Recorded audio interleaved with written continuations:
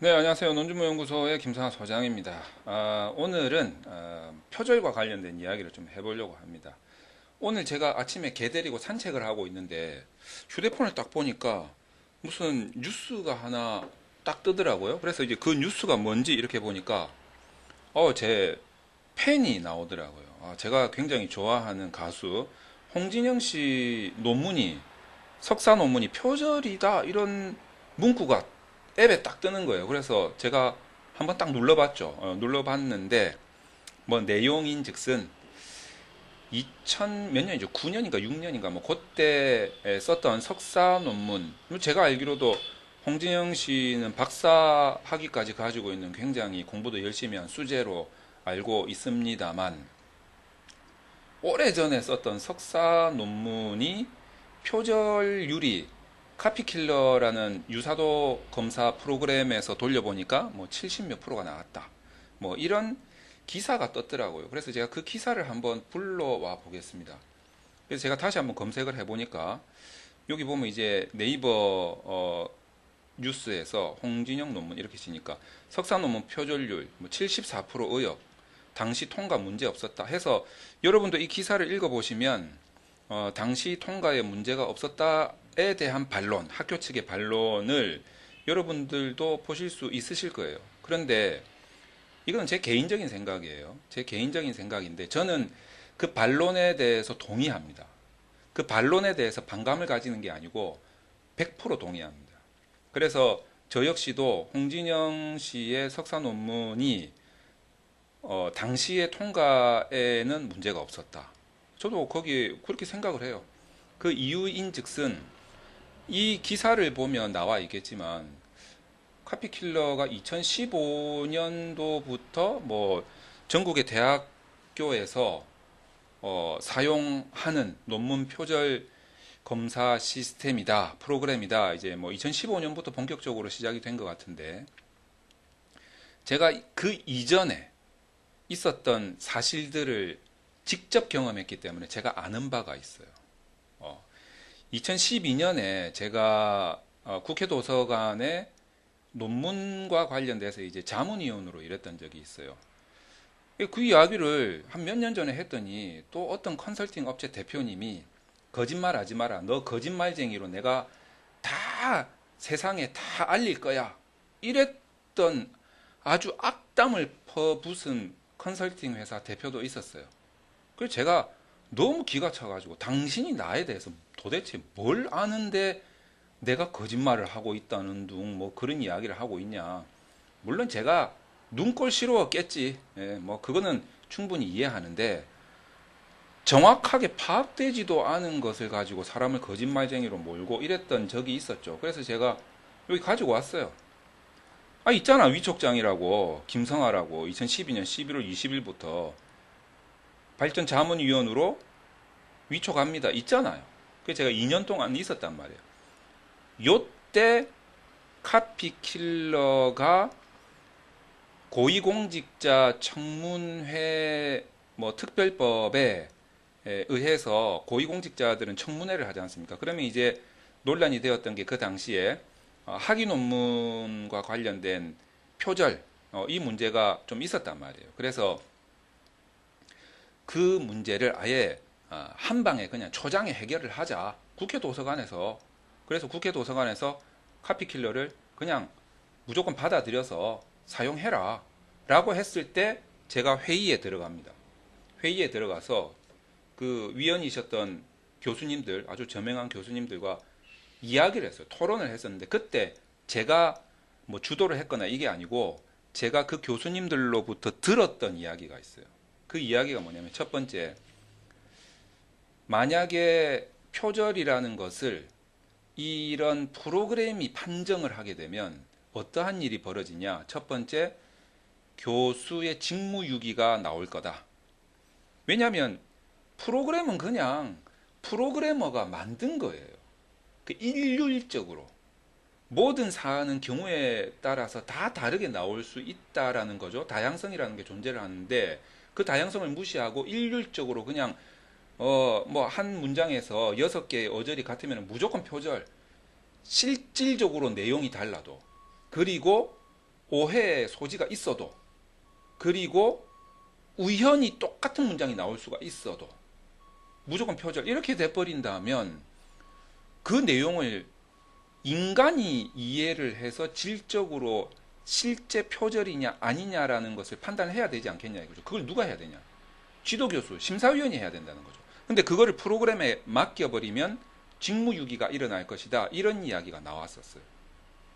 두 번째가 뭐냐면, 거의 뭐 이건 제가 들은 이야기니까 제 이야기가 아닙니다. 오래되신 교수님들한테 들은 이야기니까 90년대 한 초반 이전에 나온 논문들은, 박사학위 논문들이 번역 수준이 많아요.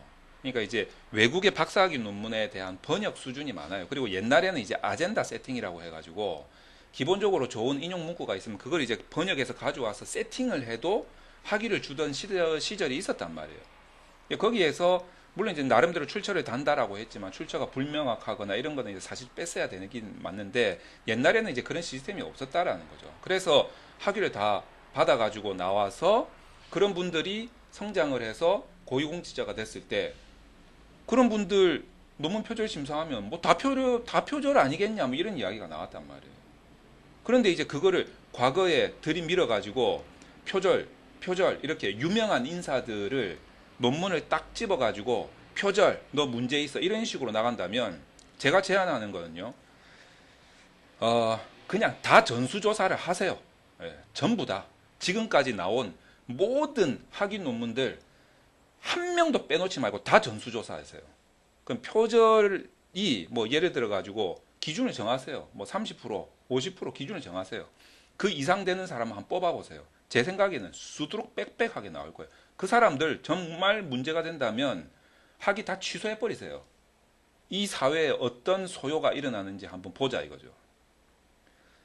그래서 이거는 첫 번째 문제는 뭐냐면, 이제 이 표절이라는 것에 대한 진정한 표절이냐 아니냐의 문제는 교수님들이 판단을 하셔야 돼요. 그분들의 평생 쌓아온 학식으로, 지식으로 표절이라는 것을, 실질적인 표절에 대한 판정은 교수위원회에서, 심사위원회에서 해야 되고, 카피킬러라는 이 프로그램은 그냥 참고사항으로 여겨야 돼요.